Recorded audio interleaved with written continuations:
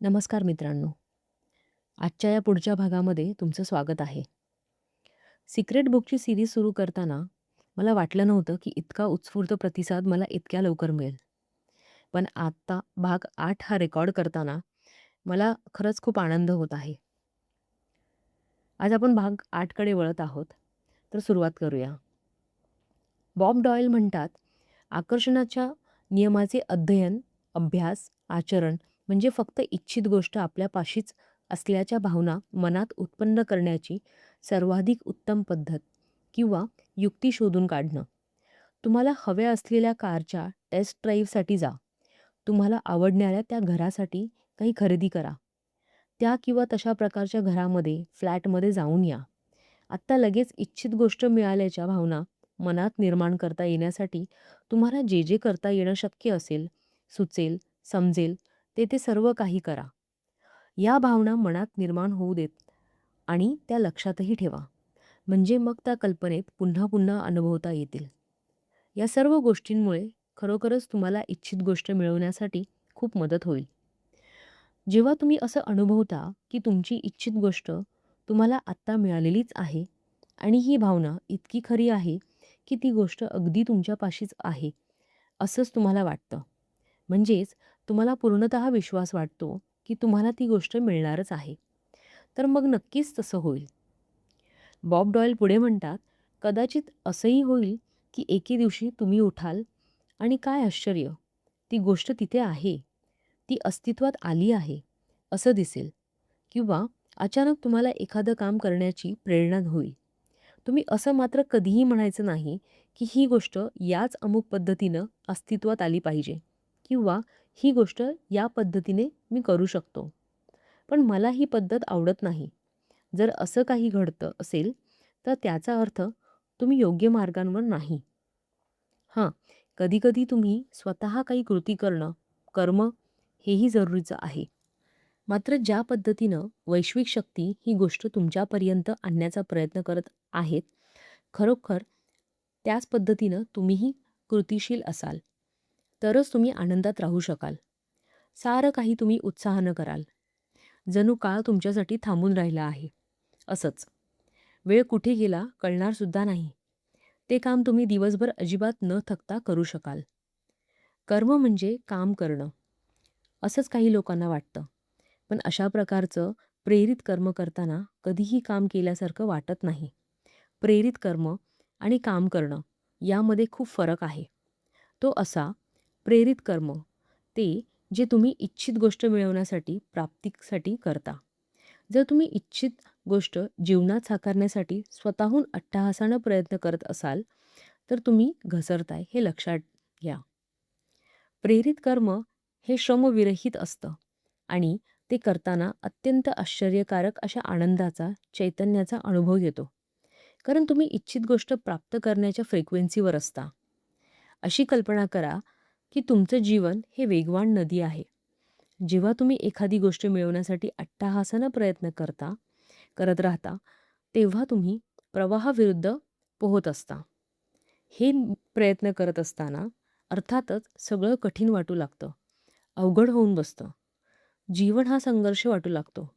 परिस्थितीविरुद्ध झगडत राहावं लागतं. मात्र तुम्ही वैश्विक शक्तींकडून इच्छित गोष्ट प्राप्त करण्याच्या तयारीत राहता. तेव्हा तुम्ही नदीच्या प्रवाहाच्या दिशेनं पोहता, जे श्रमविरहित असतं. प्रेरित कर्म करतानाचा अनुभव असाच असतो. वैश्विक शक्तींच्या प्रवाहासोबत त्या दिशेनं कर्म हे नेहमीच उत्साहवर्धक आणि सहज असतं. खूप वेळा असंही घडलेलं आहे, की एखादी इच्छित गोष्ट मिळेपर्यंत तुम्हाला कळणार देखील नाही, की यासाठी आपण काही कर्म केलं होतं. कारण हवी ती गोष्ट मिळालेलीच आहे, असा अभिनय करणं खूप सुखद असतं. जेव्हा तुम्ही मागे वळून पाहाल, तेव्हा तुम्हाला खरोखरच आश्चर्य वाटेल, की वैश्विक शक्ती तुम्हाला त्या गोष्टीप्रत कशा घेऊन गेल्या किंवा ती गोष्ट तुमच्यापर्यंत कशी आली.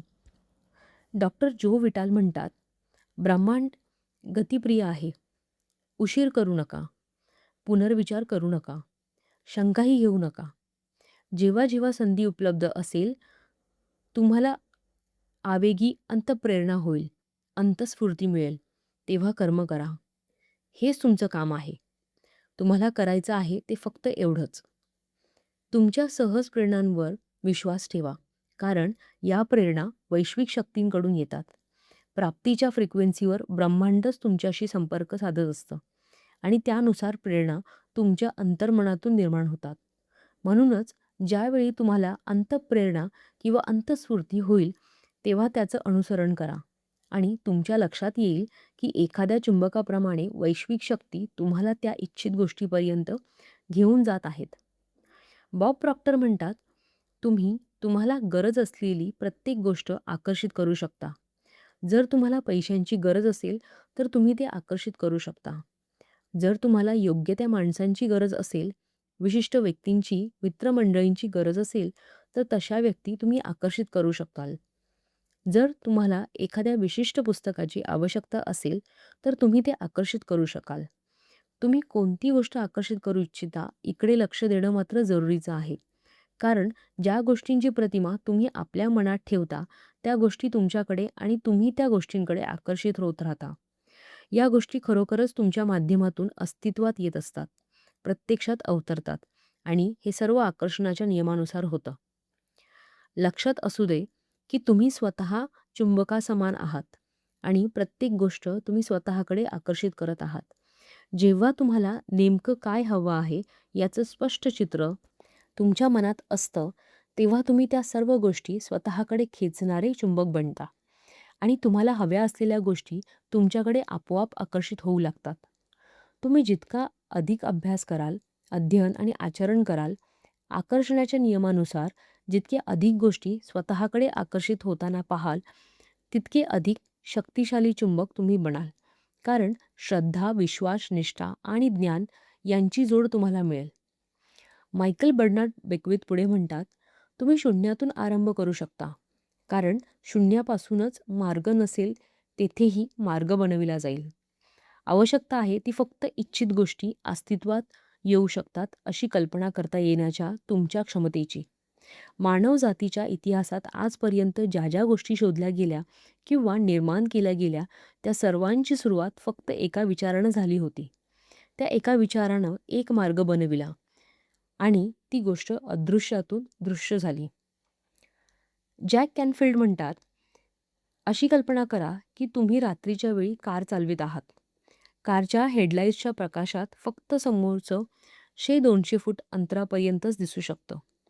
तुम्ही कॅलिफोर्नियापासून न्यूयॉर्कपर्यंत संपूर्ण अंतर अंधारात कार चालवू शकता. कारण तुम्हाला प्रत्येक वेळी फक्त पुढचे 200 फुटापर्यंत दिसत असले तरी ते पुरे असते. आयुष्यसुद्धा आपल्यासमोर अशाच प्रकारे प्रकट होत असतो.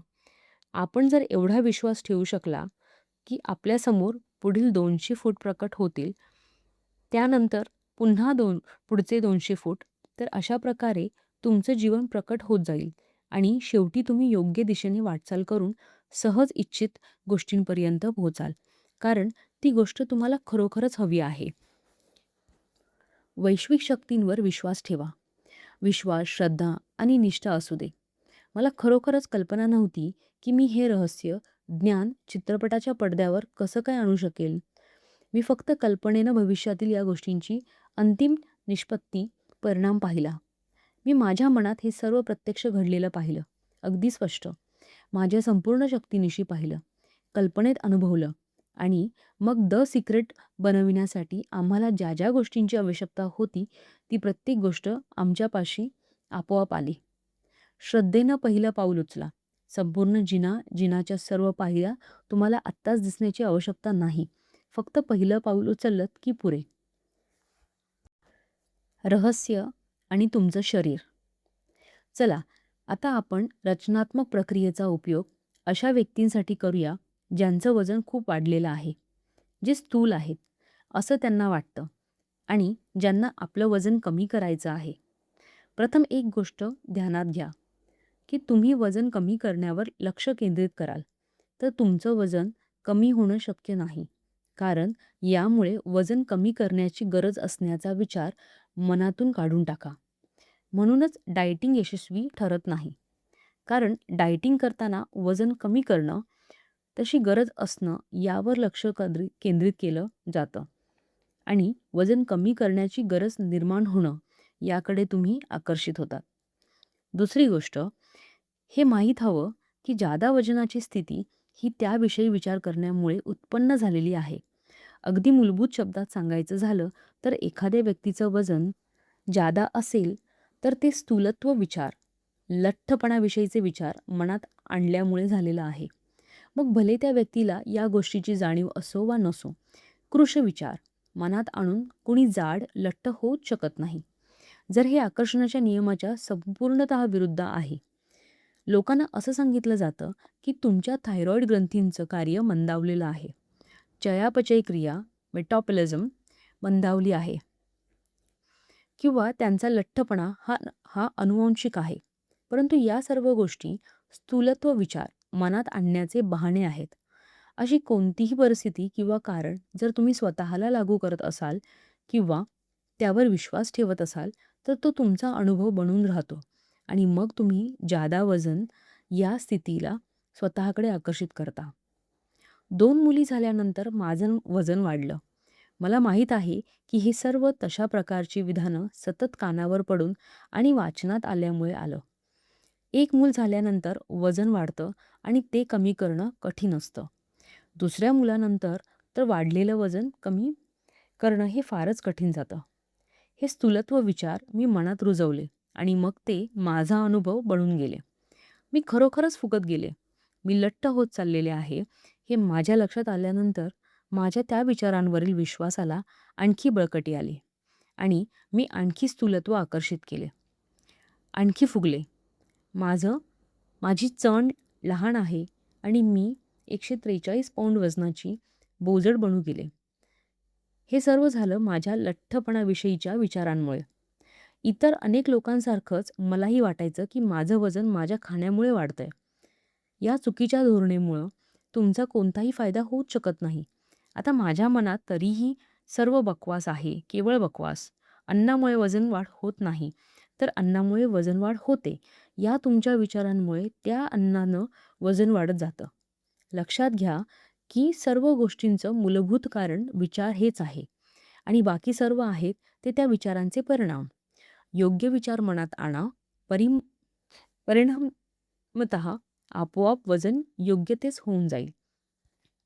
तुमच्या इच्छांना सीमित करणाऱ्या सर्व विचारांना मनातून काढून टाका.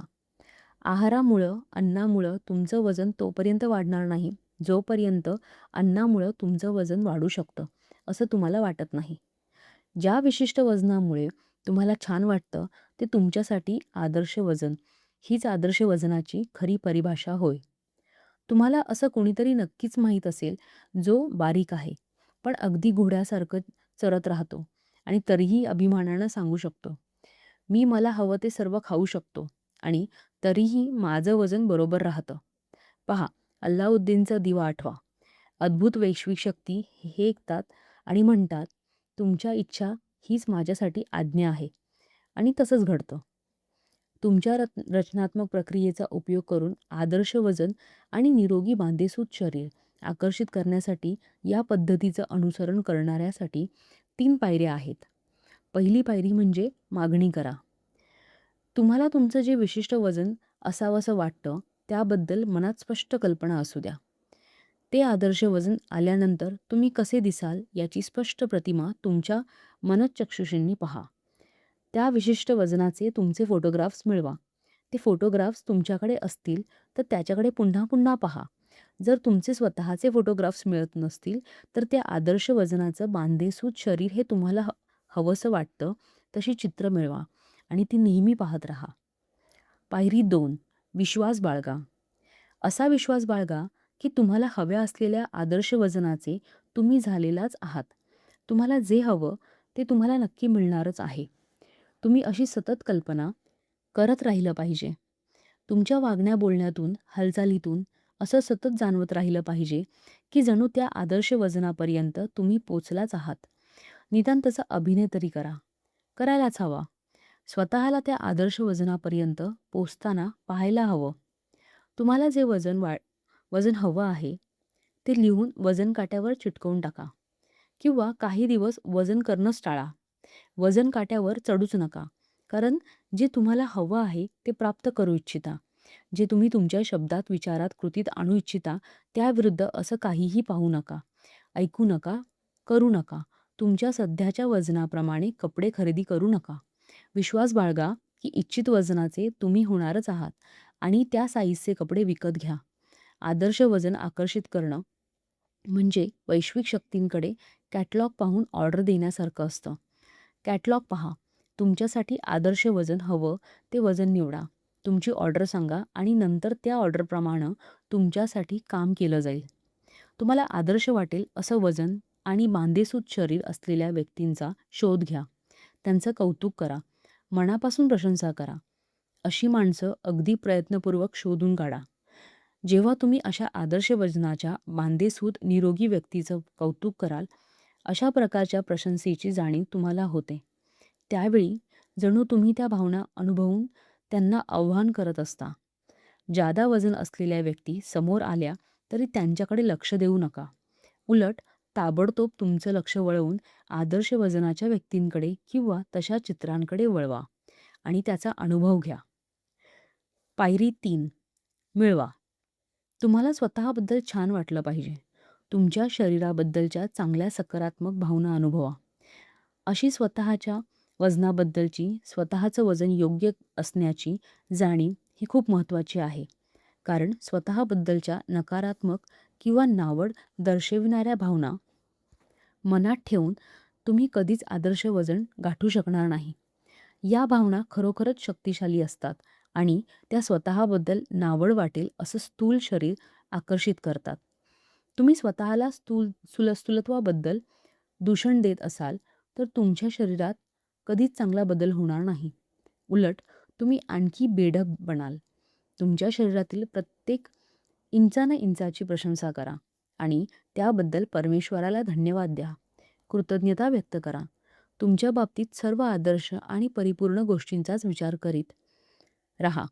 तुम्ही अशा प्रकारचे आदर्श, निरोगी, बांधेसूद शरीराचे अनुभव कल्पनास्तरावर घेत असताना आणि तुम्हाला स्वतःबद्दल, स्वतःच्या शरीराबद्दल छान वाटत असतं, तेव्हा तुम्ही आदर्श वजनाच्या फ्रिक्वेन्सीवर असता आणि परिपूर्णतेला, आदर्शत्वाला आव्हान करत असता.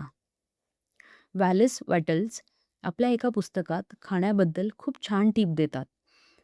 ते असा एक सल्ला देतात, की जेव्हा तुम्ही खात असता, तेव्हा तुमचं सर्व लक्ष हे चरवण करणं आणि चव घेण्याच्या अनुभवावर केंद्रित करा.